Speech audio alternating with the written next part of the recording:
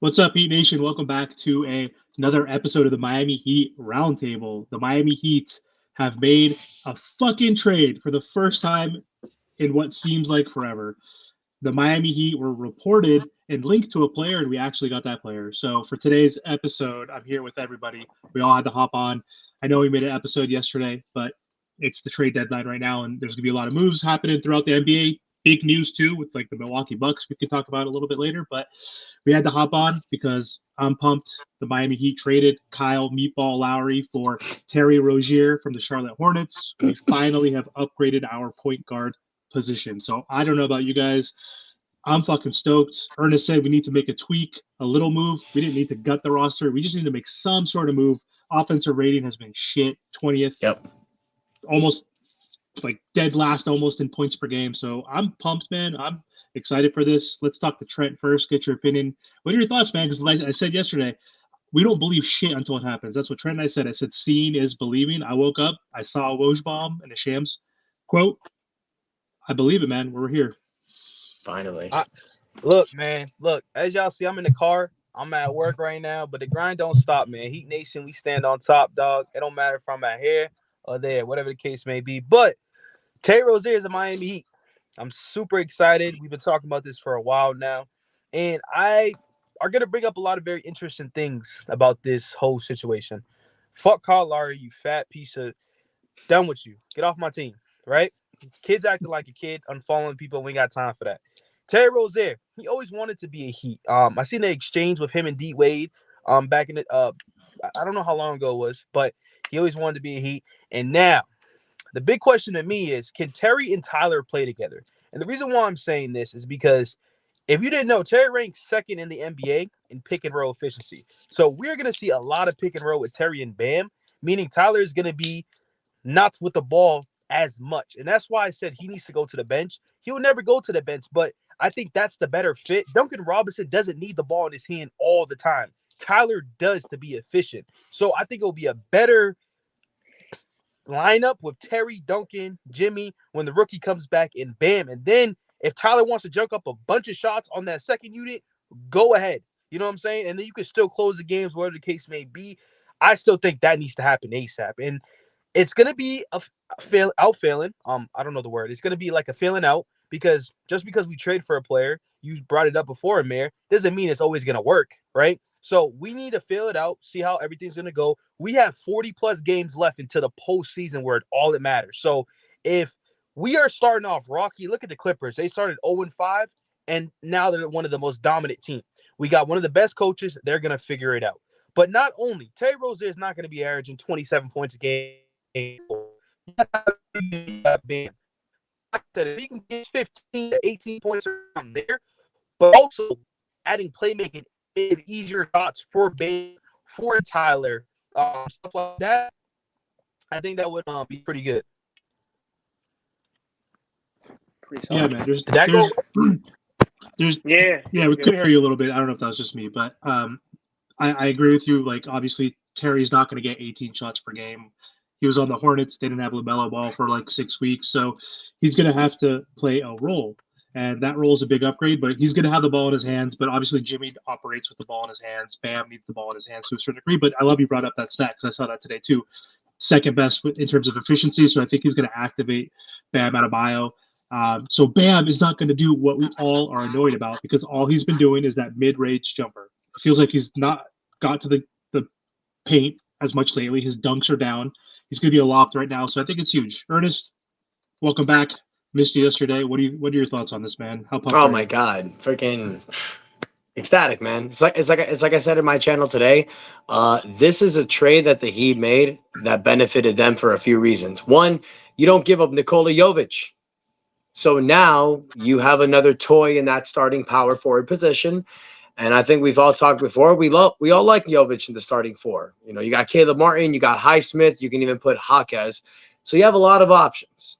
But it's a huge upgrade to the point guard position. And honestly, Tyler Hero's been starting at the point the last 2 games. He's done it before this season. It's okay. I think Terry Rozier is better. He's averaging about 7 assists a game. He's good with the ball in his hands. Like you guys said, pick and roll with Bam is going to be a beast. Now, look, Trent, I get it. I know I agree. Terry Rozier and Duncan Robinson is a more optimal starting lineup with Jimmy, a starting four, and Bam. I get it. It's not going to happen. It's going to Never. be Tyler and Terry Rozier starting in the backcourt. So is it going to work? Yes, because we have the best coach in the NBA. He will figure it out and it will work. That's my belief. I don't think that the Heat would have traded for Terry Rozier without knowing that. And this is a guy, a point that you were making earlier, Trent. He's not always wanted to be in the Miami Heat. Dwayne Wade is just his idol. He plays like Wade. So now he's here. It's full circle. I just think it's a great deal. You get to keep Jovic. Yeah, you give a first round draft pick. But look what we do with undrafted players, so I'm cool with it. Yes, sir. And think about this. One knock on him is his size. He's still a pretty athletic and quick. We know that, but also his defense. And there's some stat out there that I think Kyle Lowry was doing better at the point of attack somehow, which we didn't see that. But think about his motivation. One, he's going to be in our system. He's going to learn how to fucking defend. But two, he was defending for a 10-31 team. We are the 6th seed, a playoff contender, a championship contender. Like that fool is going to be motivated to actually play, right? So, Martel, hop in, buddy. What are your thoughts? I know you're pumped. Yeah, bro, listen, we finally got the upgrade that we needed, long overdue. We have a guy that he can create his own shot because teams have been really trying to double team Bam, double team Jimmy, especially like within the mid post. So you have another guy that now you can't necessarily double Bam in the post because if you double him, we're going to swing it to the key and then now he has a wide open three. So we finally have the point guard that we need. We finally have a guy that actually wants to be involved, actually wants to take shots, and actually is on the same page with the team and actually wants to win. I don't know what Kyle Lowry was on. Thank God we got off that contract too. But like I said, at the end of the day, I'm just hoping that it can gel together.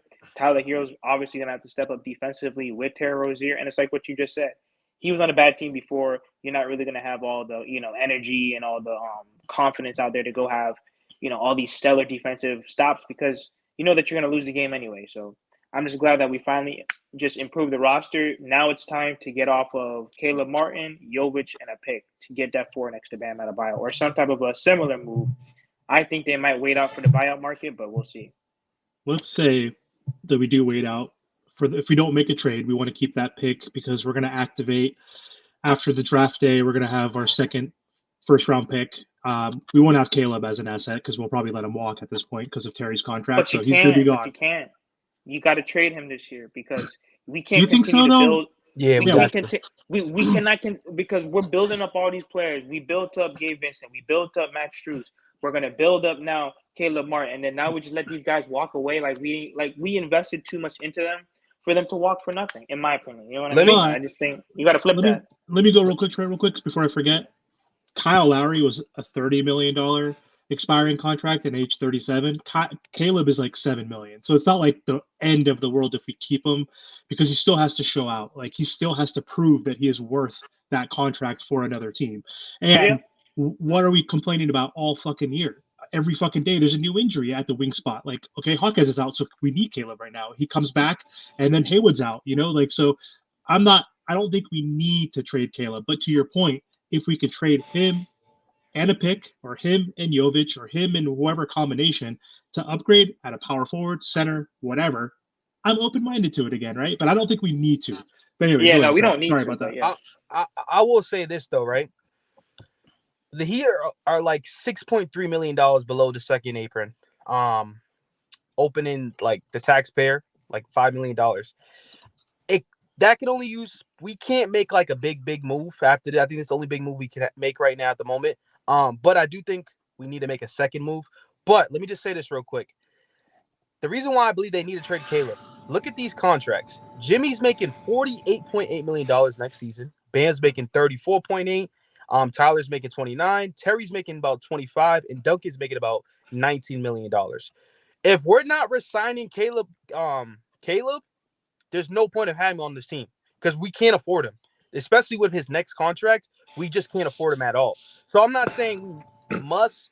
He could be part of the championship team, but if there's a good deal out there, I'm willing to do it ASAP right away. And I've been seeing a lot of Heat reporters and Heat writers are saying it's not done. The same dude that said Terry's coming to Miami, Greg Snyder, I'm sorry if I say his name wrong, Sylvander literally just said that it's not done. Caleb's going to be next. So he called the Terry one. What did he say? Caleb's going to be next. He said Caleb needs to be traded. So I think that's the best move right there. And so with the Miami Heat, they only could trade their 2030 first round pick at the moment. They can't trade the 2024 only on draft night. So we have Caleb, the 2030 pick, and Jovic. I don't know what can we get out of that, but I wouldn't be mad if Caleb stayed on the team. We're just probably gonna lose him just like Max and Caleb, Max and Gabe. So I was thinking about this earlier. Those pieces exactly. Caleb, Jovic, and a first. What can that get you? I don't know what it can get us because of the contracts. Like they're making 10 million together, right? So like we're not going to take more money back because we're $5 million from the second apron.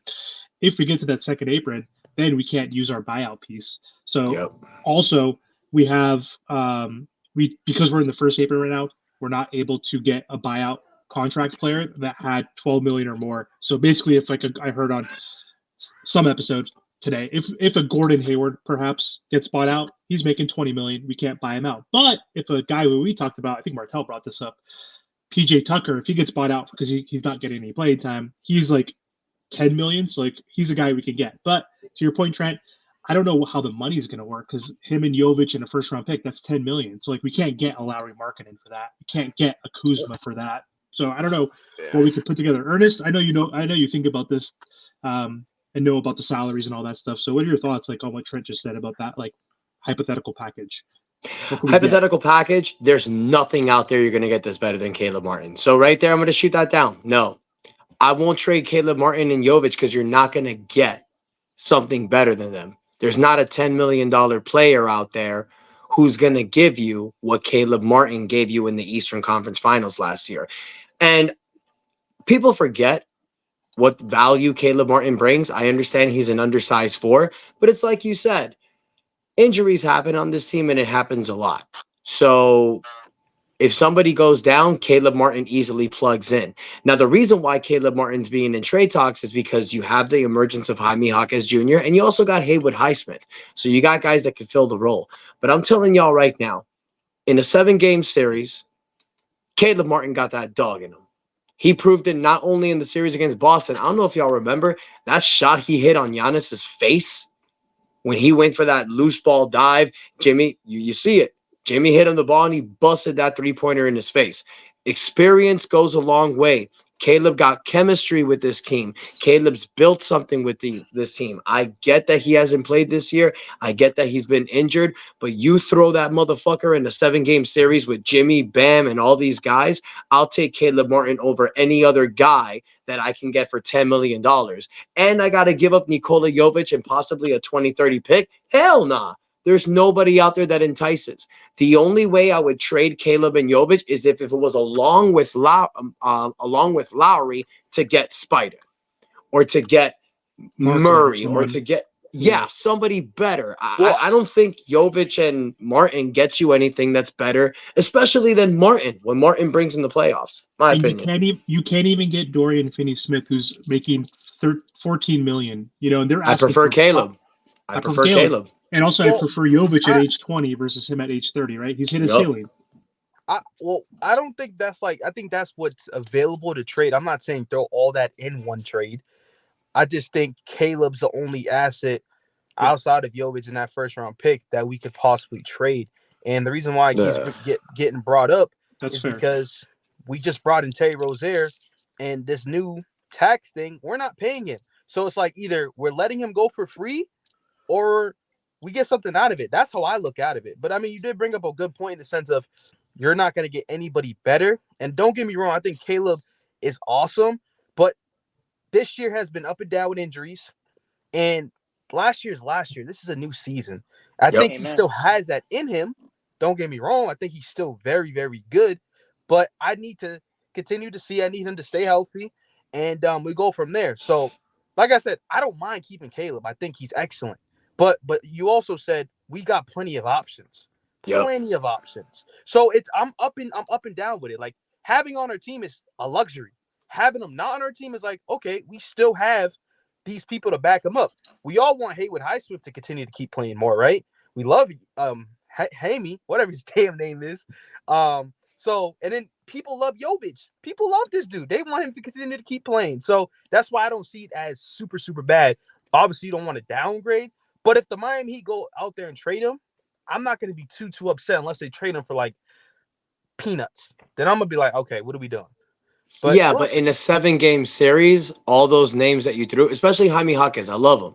But in a 7 game series, a lot of times experience comes into play. And what Caleb Martin has done the last 2 years in the playoffs, man, I don't think you're gonna get that in another player. I mean, that's the point. I get what you're saying, man, but I think what the Heat are mainly thinking now, they got Rozier. That's it. With Caleb Martin, it's either let him walk like Gabe Vincent or not even Max Strus, but Gabe Vincent, or if he balls out and the Heat win a championship this year, I think the Heat just might resign him. Go over the salary cap, bring him back. I mean, that's a possibility too. Sounds crazy, but they could. Marto, what you think? I don't think they're gonna do it for Caleb. I know they got love for him, but listen, you can find someone like pretty much undrafted to do what he's doing right now. I know that he had listen, all of our role players eventually they're gonna ball out, especially in the playoffs. I don't know. I just don't see them keeping Caleb long term because Mickey's cheap. Because listen, if he wasn't, bro, he would be signing people left and right, and money really wouldn't be an issue. But the fact that we're always talking about money with this team, he's probably. But listen, like I wouldn't even be surprised if like if we don't re-sign like Terry Rozier like in 2 years, and he could be balling for the next 2 years. I wouldn't be surprised if we don't re-sign him because that's what this team does. But because they're always looking for the next guy, and especially with all these guys like in the G League balling out recently, that's where their mind is. They're always trying to find the cheaper option. That's why we have guys like Jamal Cain, Orlando Robinson. They would rather go with the cheaper option, and they will let you go. They don't care. Like if you leave and you ball out, they don't care because they know the year after, that's it. You see what I'm saying? And that's pretty much There's what Gabe Vincent went through. That's what Kendrick Nunn went through. So I mean, Max Strus has been decent this year, surprisingly, because usually Miami Heat players they fall off after they leave Miami. So, but yeah. we'll Yeah. see. No, I you make just a good point. You make a really good point, brother. That's true. we'll So see. Trent mentioned that, I guess, 5 reasons. Greg Sylvander mentioned that we're not done. So what kind of lateral type of move do you think we're going to make? Like, who will be up for that trade? Like, because we just discussed we don't want to trade Caleb. That's 6 million, 7 million. Like, what are we going to do? Package up Thomas Bryant, Josh Richardson for a Patty Mills or someone? Like, who are we going to like? What are we going to Listen, do? I, I'm just curious. What do you think? let me say this because I gotta go soon. I'll say this. I think if we don't trade Caleb, it's done and over with.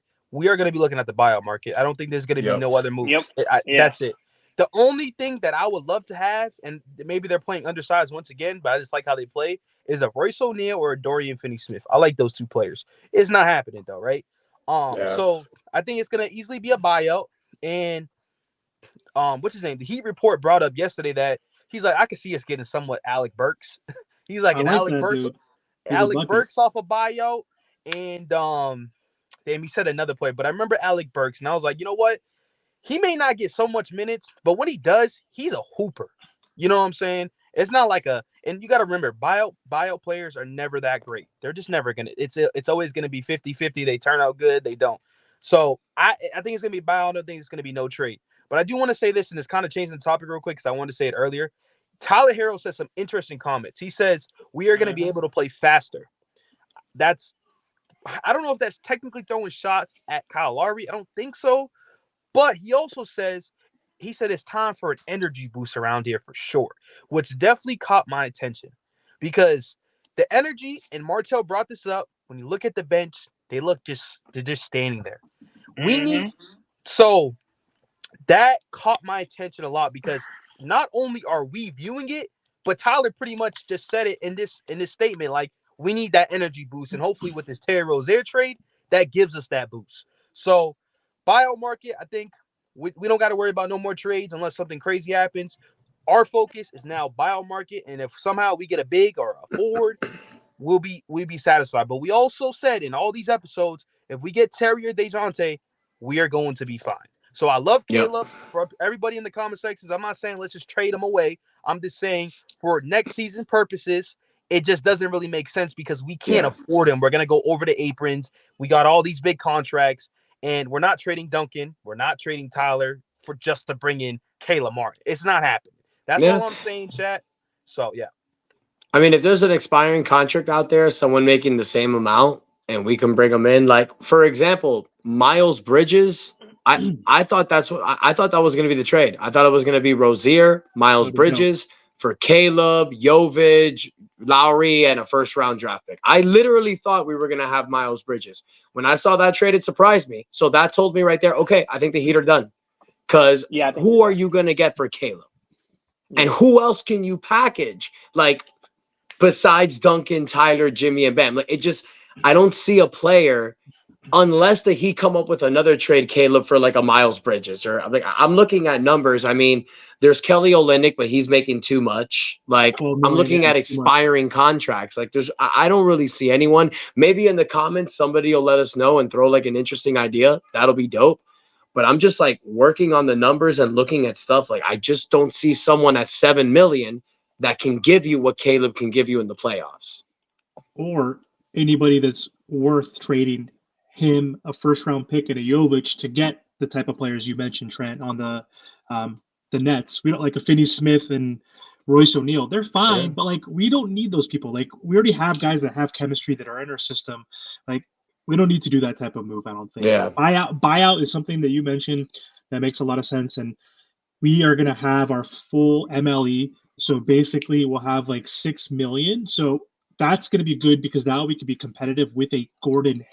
We can't get Gordon Hayward because of the apron, but like in theory, a upper echelon type of buyout candidate. Like Gordon Hayward's a pretty good candidate. He's better than like a PJ Tucker who's 38. Like this guy's still 33, like relatively young enough and averaging 15, 5, and 5. Like we don't have to get a guy like we did with Kevin Love. We paid him only 1 million. We Yeah. rewarded him for a second year, but now we have 6 million for that mid-level exception, which is like going to be beneficial. So I think that's the best move. Unless to Ernest's point, you look around, there's like a Patty Mills because like I still think we do need a backup point guard versus Jay Rich or Duncan, I guess, being our playmakers or ball handlers, but we don't need it necessarily. But a Patty Mills could be cheap. We mentioned Thad Young. We've talked about DeAndre Hunter, PJ Tucker, but none of these move the needle to me, man. I just think the biggest thing is we upgraded Rozier. Offense has been horrendous. Defense has been trending back, and we're getting better in our defensive rating, even though it doesn't seem like it in those last 3 games. But offense is what we fucking need, and I'm pumped, man. Let me ask you guys this real quick, Martel. I'm gonna ask both of you, and I don't know if you're still here, Trent, but what is our optimal starting lineup? I want to project what our starting lineup's gonna look like.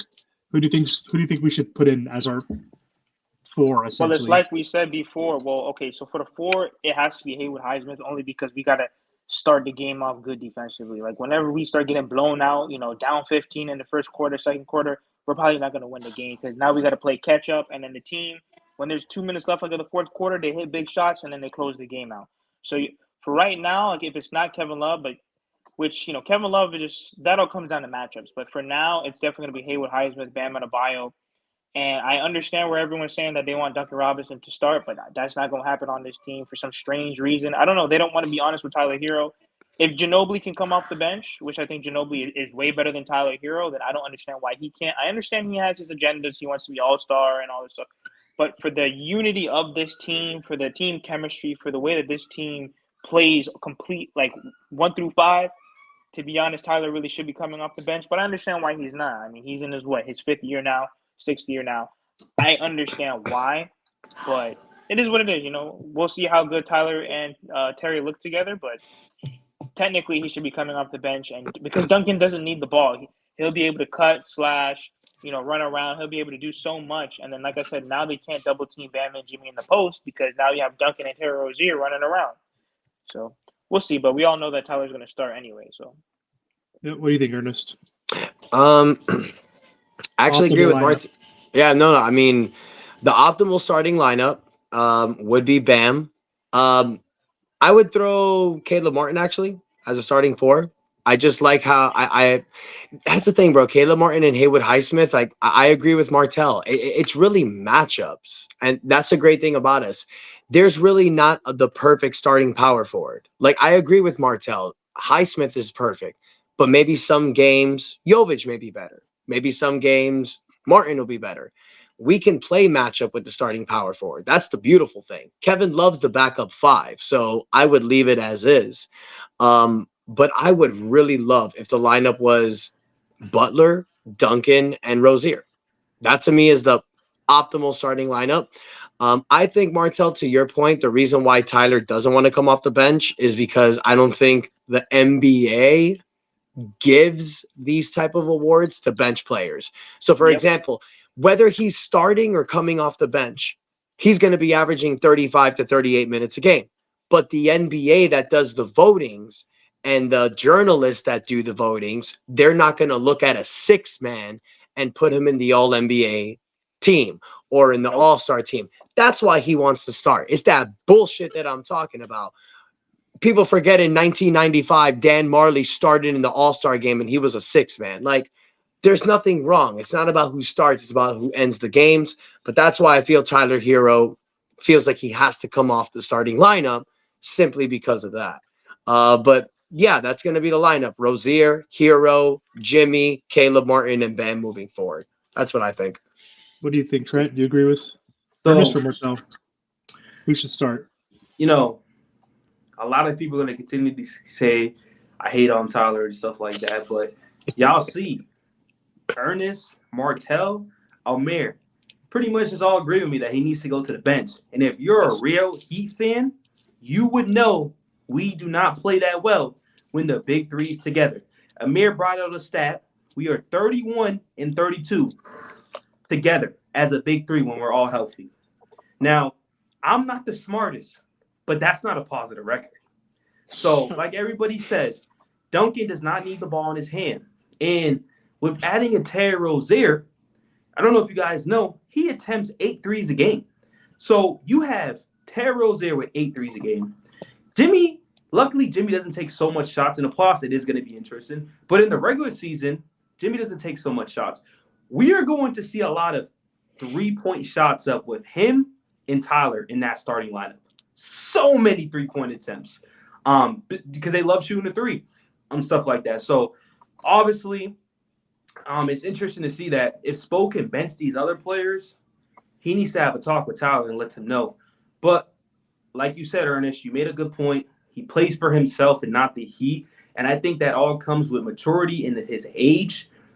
Because I really can't compare him to example like Russell Westbrook because he's near end of his career. He's done all the things he has done as a starter. So he took that back row. Tyler's, kind of up and coming. So I understand it. You getting all first team, which he's not, but that's more money in your pockets. So I understand all the awards. But when you look at Jimmy, he doesn't care about none of that. And that's just because of his age and maturity. So if Tyler continues to act like this and he's our future, then I have some concerns. But at the moment, I understand it. Trust me. We was all young. We all want the awards. We all want the shiny stuff. So I get it. But I think it's going to be Tyler, Terry Rozier, Jimmy, of course, Bam. In the 4 position, I think we all agree. It's all matchup based. And I think that's what makes the Miami Heat one of the best teams in the league. Because if we want to space out the floor, fuck it. Let's bring in a K-Love. He going to splash that shit, right? If we want to go all defensive, let's bring in a Haywood Highsmith.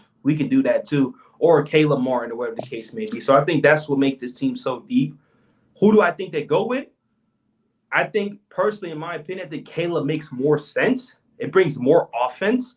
We've been struggling the last 3 games, only scoring like 90-plus points, shooting 40% as a team and 30% as a three-point line. That's awful. Adding Terry and putting Caleb in there, that's going to change a lot of things. And also, it's going to take away less doubling Bam and less doubling Jimmy and stuff like that because we got players that can score all around the court now. Yeah. I got a quick one for you guys. The 3 of y'all, let me know what you think about this. This just came to my head. What if the Miami Heat went with a positionless starting lineup that led with Terry Rozier being the 6th man? Let me break it down. What if they went with Bam Adebayo, Caleb Martin, Jimmy Butler, Jaime Jaquez, and Tyler Hero in the starting lineup? You got 5 guys that are 6'5" and above, can guard and play multiple positions. Then you got Terry Rozier, Duncan Robinson, and Kevin Love as your top three coming off the bench. So each of the guys are playing like 25 minutes, 30. You got Caleb playing just 20. You know how Spo likes to go 8 guys. So I'm talking about a playoff lineup. And then maybe on the 9th guy, sprinkle Richardson, Highsmith, Jovic, whoever, whatever matchup is available. What do you guys think about that? What's the starting lineup again? Say it again. Positionless lineup. People that can play multiple positions and play. Bam, Caleb at the 4, Jimmy at the 3, Jaime Jaquez at the 2, and Tyler at the 1. You got Rozier, Duncan Robinson, and Kevin Love as your main bench players, because you know how Spo likes to go 8 guys. And then for the 9th, either Highsmith, Richardson, or Jovic, like whatever matchup's driven. So just a few things. I don't like Caleb at the 4 because he doesn't like being at the 4. He said it a lot that he's not used to it. He doesn't like it. So I'm not gonna put him in a position to where he doesn't want to be. It's kind of like with Jovic. Jovic says I'm not gonna put him there. You see what I'm saying? Because I got you. Struggling with it, With Tyler, to be honest, even though he's a shooting guard, I think that he struggles with his handle a little bit. Yep. I'm not comfortable with Tyler Hero being a point guard because to be honest, he doesn't really want to pass the ball like that. He'll rebound, he'll try to defend, he'll score, he'll do the floaters, he'll do the threes, but he doesn't really like passing the ball like that. So I'm not really gonna put the ball in his head. And I've seen it in watch. There's been a lot of clutch games where he does lose the ball, he gets stripped half court, all types of stuff. And I think Terry Rozier, to be honest with you, he didn't come here to come off the bench. Like, he wants to hoop. He's finally getting out of that mindset where he was in Charlotte and where he knew he wasn't going to win anything. Now he has more of a winning mentality. And, I think he's going to be playing elite defense. He's going to be, coached by one of the best coaches in the league. And he has that alpha mentality to hit big shots. So I know for a fact he's probably going to want to start. Nice. I agree with all the Tyler Hero stuff at point guard. I don't mind Caleb being in there as our 4, but I mentioned this yesterday, Ernest, when you weren't here. I was saying that I think, because I like the idea of Terry coming off and off the bench playing with Duncan, Jaquez or Haywood or whoever's on the bench with him and Caleb, because he could just outright be the bucket getter. But I was thinking we could stagger him. Like, he starts, but then we stagger him and Tyler, right? So that they're not on the floor the whole time. Or like we want to stagger it a little bit where even Terry and Jimmy are not on the floor because Jimmy plays the whole first quarter. He takes a rest. Like, then let Rozier come back in early and cook. So I kind of like where your head's at, where Terry is playing more with the second unit so he can get more shots, because he shot 18 shots per game. He's probably going to be like in the 10, 12 range, right? I mean, assuming Tyler's shots will go down a little bit. Jimmy's might stay where it's at. I think Bam's will probably, his are dipped a little bit as well. But I was going to give my optimal lineup too, because I think before we move on, I like the idea of Haywood starting. So Terry, Tyler, Haywood, Jimmy, and Bam, because I think our big 3 on our bench coming off the bench then would be the 8-man rotation. Then would be Duncan Robinson, Caleb Martin, and Jaime. I could also switch Jaime and Haywood, but I like the idea of Jaquez coming back off the bench. One, he's injured right now, so of course it's going to be Haywood or Caleb starting in the meantime. But he's a rookie. He's been balling out against starters, obviously, but like him playing against second units, that's even better for him, more of an advantage. So he could thrive on the bench or starting. And I like the idea of Caleb Martin on the bench too, because he'll have the ball more in his hands. Like, he likes to attack the basket. He likes to create. Essentially, he's not the best shot creator, but he's someone who can get downhill. He'll be our most athletic guy with Jaime off the bench, because with Jimmy on the court, Bam on the court, Tyler on the court, Terry on the court, like, Caleb's not going to be doing much. So I think if he's on the bench with Duncan, who's going to be like our playmaker essentially, and then Caleb is going to be spreading the floor. You got Jaime, who's going to be the Swiss Army knife, cutting weak side, fucking doing everything, moving off the ball, and then Caleb can kind of be that like Jimmy, that. Well, I guess Hawkins is the Jimmy, but you know what I mean. He's going to be like he could be more of an alpha. So that's what I think. But either way, it's a good problem to have, man. Just plug it in this Rozier. We're so deep again. We're almost healthy. We just need to stay that way, I think. Let me ask you guys this last question. Also, go for it. Can I say something? So with this Terry Rozier trade now too, we're so used to injuries. So like we got to expect it at this point. So say if a Tyler goes out, we technically still got Terry, Jimmy, and Bam. That is still very, very good, right? Or just any opposite of anybody getting hurt, because I think we just have to expect it now. Any of our star players go out, we have Terry to hold the load a little bit for the regular season, and he's a proven scorer in his league. I mean, he drops the last time I believe he played, he's dropped 30+ points. The dude can hoop. So I think that's another positive thing about this whole thing. Can I put my opinion on the bench thing about Terry too? Yeah, go for it. So I think Terry would come off the bench because he's a veteran in this league and he understands he just wants to win at this point. I don't think he came to Miami to come off the bench, but I think he would if Spo talked to him about it. I think it'll make more sense, even though he needs to talk to Tyler about it. But that's just never going to go anywhere. So I think Terry realizes, and he came off the bench before. He came off the bench for Boston. I think he even came off the bench for Charlotte for a little. So he's used to it. And Terry and Duncan just make more sense to me personally. So yeah. Speaking of Terry, he's averaging 29 in 3 games against the Heat, averaged 29 points per game. So that guy is a bucket getter. I think Trent secretly wants Tyler Hero to get hurt. So it could be we could test out this new big 3 with Rozier getting all his shots, all his minutes. I'm just kidding. Don't say that. Don't speak that. I'm just kidding. From fortune. No way. That's bad. That's bad juju. I don't want to say that shit. For real. All right. When do you think he's going to play, though? Comments are just going to make it seem like I want him hurt now. No. I'm just kidding. No, nobody here wants any injuries for the Heat. We got to figure this out. I love Tyler. No. Yes. I don't even want injuries against my worst enemies. When I was younger, of course I did. But now it's like I don't want to wish that on them because they're going to say you beat this team without AD, without KD, without whatever, right? I don't want no excuses built in either. I don't want us to have excuses. So, but yeah, last thing I was saying, when do you think he's going to play? We need him. Is he going to be available for Memphis? Do you think he's going to come back against Boston? No. New York? No. What do you think? Let me see. Wait. So I don't think he's going to play tomorrow. Definitely not. He's got to get acclimated with the system. I could see a first game. I mean, why not Thursday against Boston? I don't see why not. He's probably going to get with the team. He probably got with the team today, or maybe tomorrow. They'll have a practice, but most likely it'll probably be Saturday, just so he can get some practice time in. Get with the system. But I don't see why not on Thursday. Most likely Saturday. Against the team drafted him. Yep. I haven't played.